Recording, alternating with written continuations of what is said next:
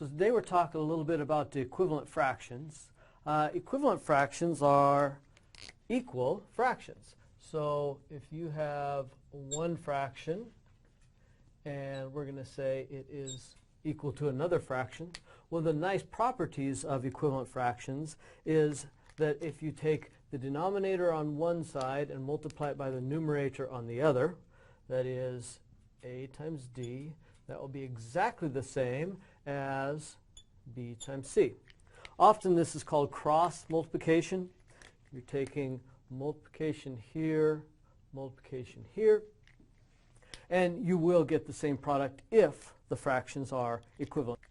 Okay, so let's look at a couple of examples and see if we can test if fractions are equivalent or not. So let's take something that maybe we know.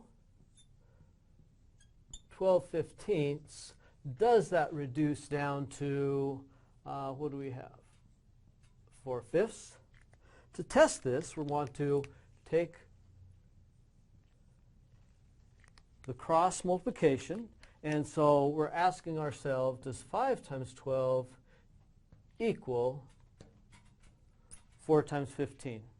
And let's see, you can check with your calculator. I believe that is 60, and that is 60.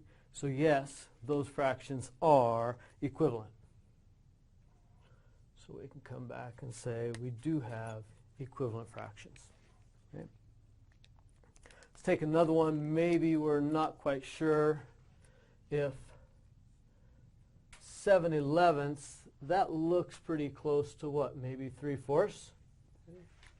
So if we want to check to see if these two fractions are equivalent, you will take the